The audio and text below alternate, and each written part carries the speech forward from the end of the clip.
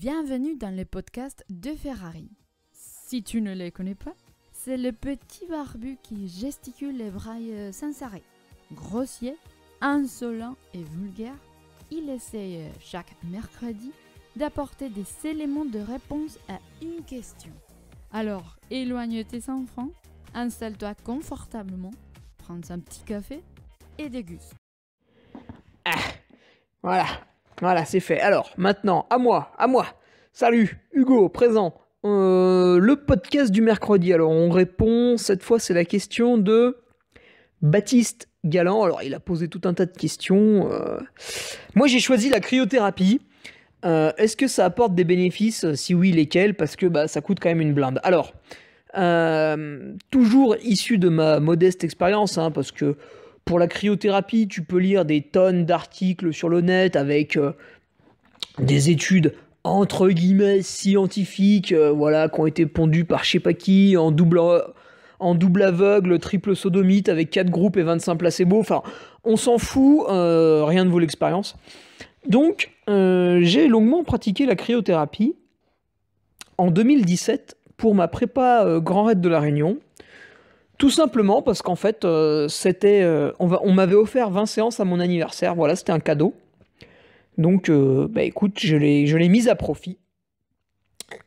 Et je vais te dresser les avantages et les désavantages, donc les inconvénients de ce machin. Thèse, antithèse, on est au lycée, on est en cours de philo. Voilà, prends une feuille, un papier, on est parti. Un crayon, plutôt.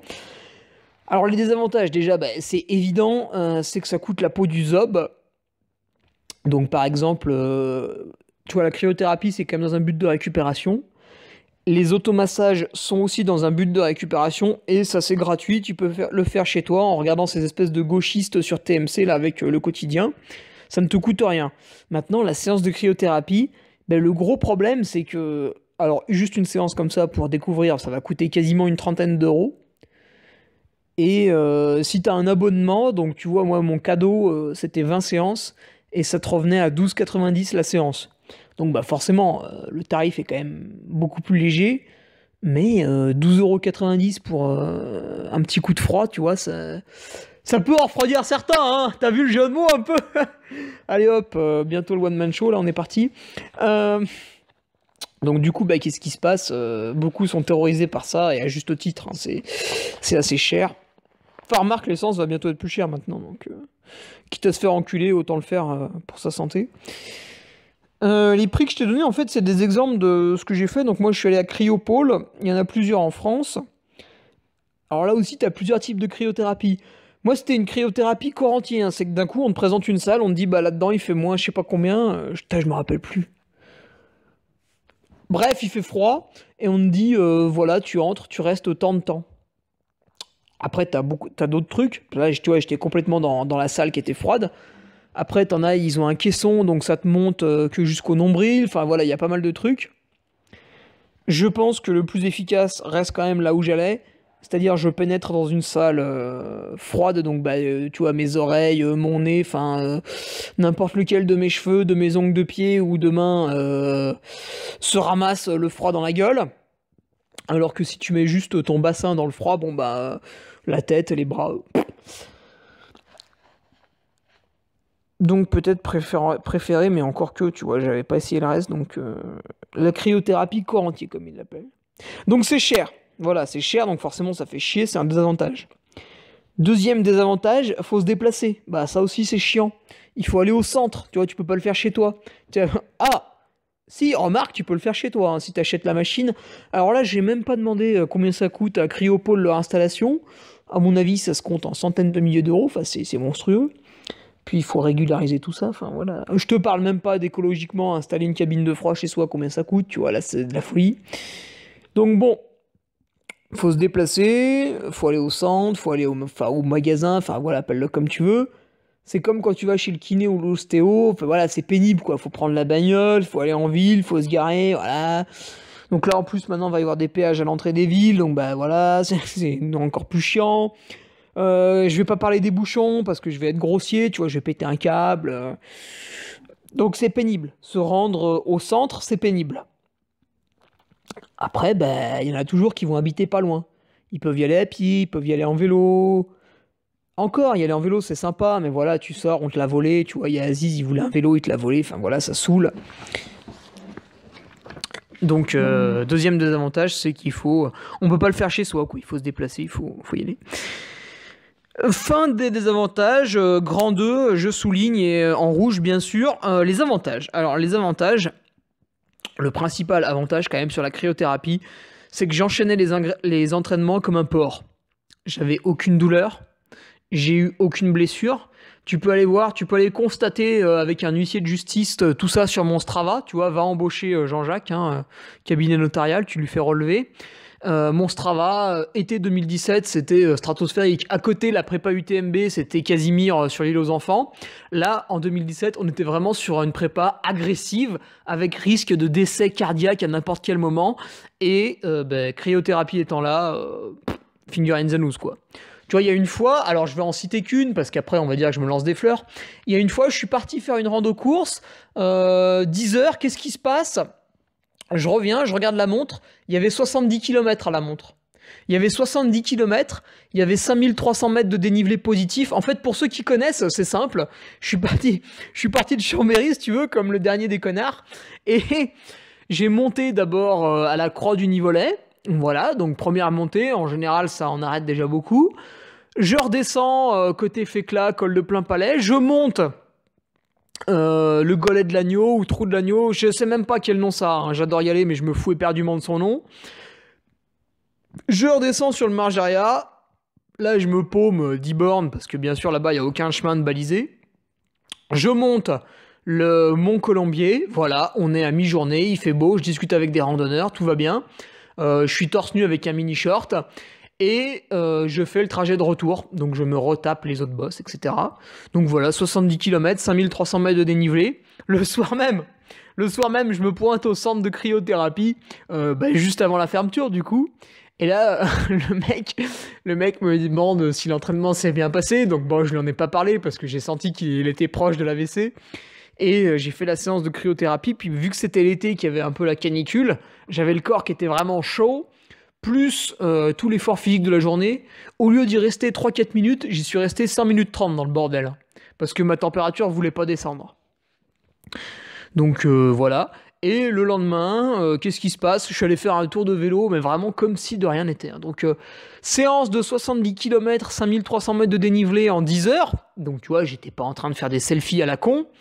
Et en plus, j'avais même pas mon téléphone parce que je m'en bats la race.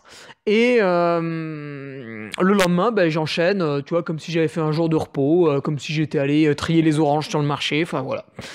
Donc merci à la cryothérapie, c'était pas mal. Autre avantage, tu dors vraiment bien. Là en plus, après une journée comme ça, quand même exigeante. Tu vois, le soir, tu peux avoir des tensions, t'es un peu chaud, il y a l'excitation de la journée, t'es content d'avoir fait ça, tout ça, tu dors un peu mal. Là, je peux te dire qu'après être allé me sécher la gueule dans la cryothérapie, je suis revenu, j'ai mangé, je me suis couché, terminé, quoi. Vraiment, ça favorise l'endormissement. Ça, c'est vrai. D'ailleurs, je discutais avec le mec de la cryo, là, et je lui demandais un petit peu c'était quoi comme type de gens qui venaient.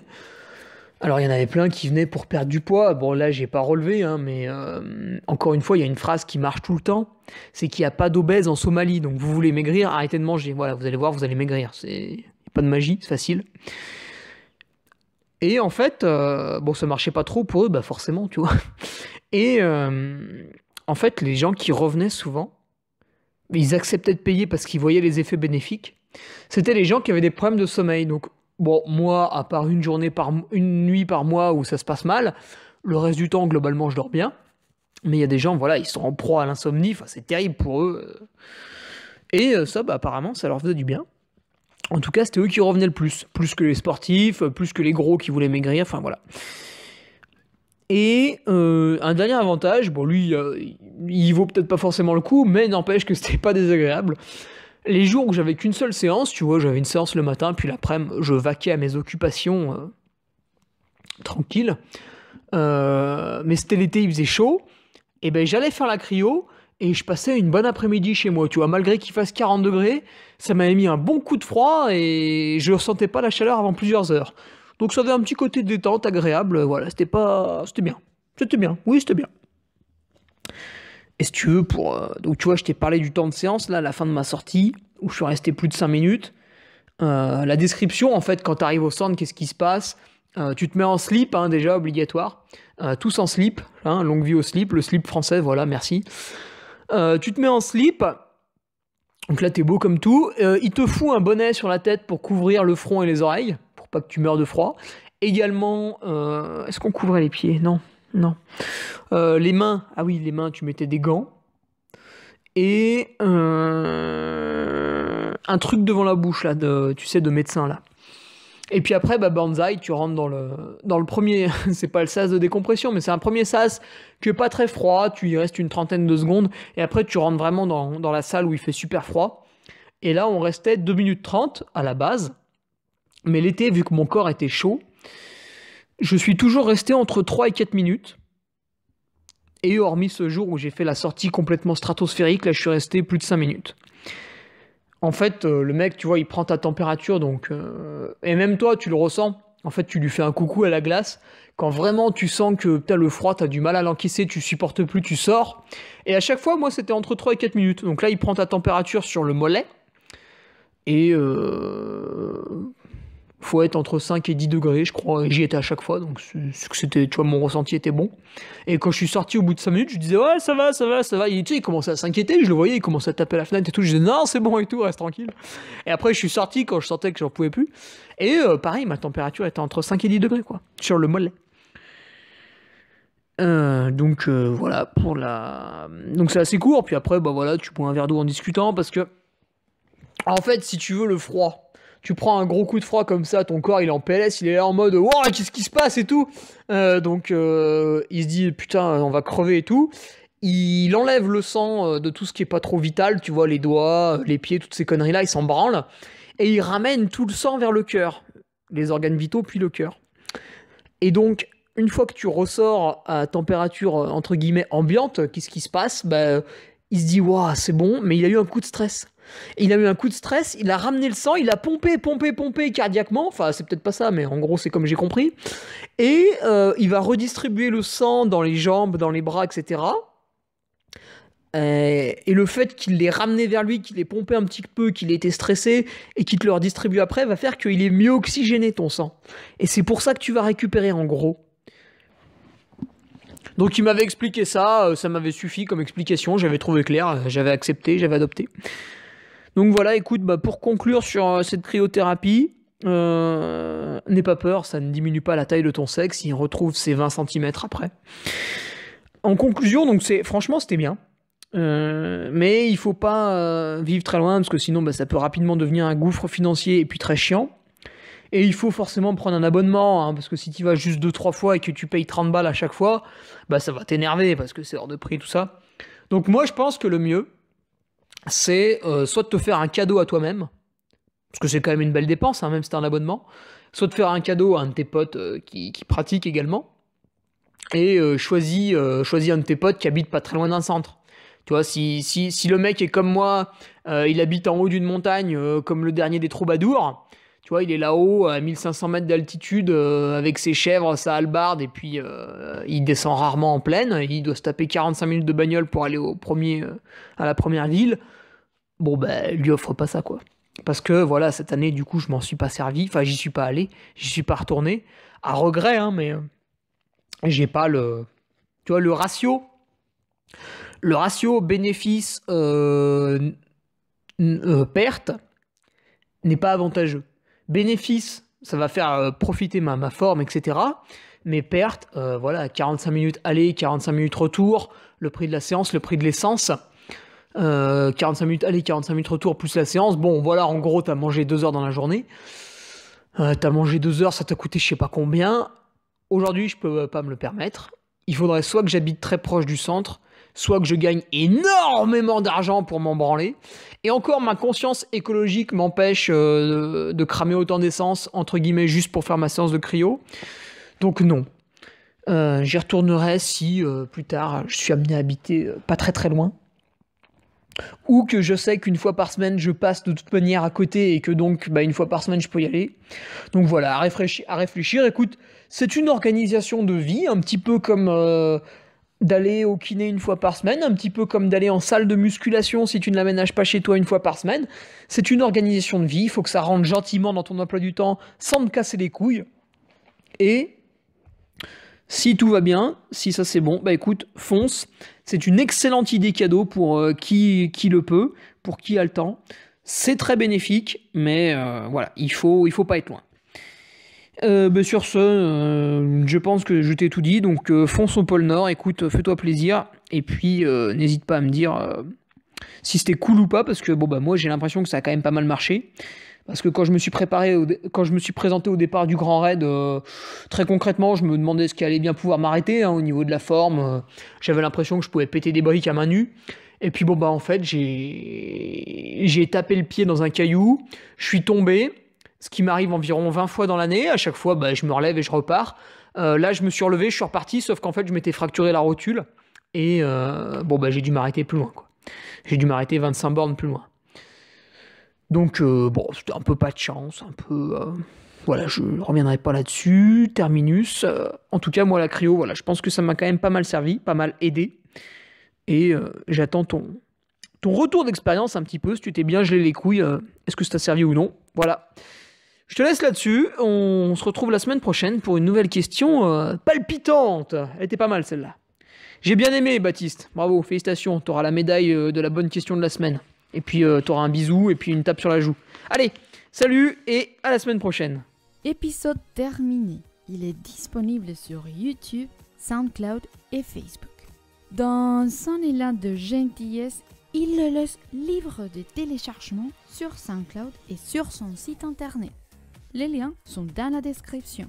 Si tu veux qu'il se tortue l'esprit sur ta question, harcèle-le par mail. hugo.ferrari@laposte.net. À mercredi prochain.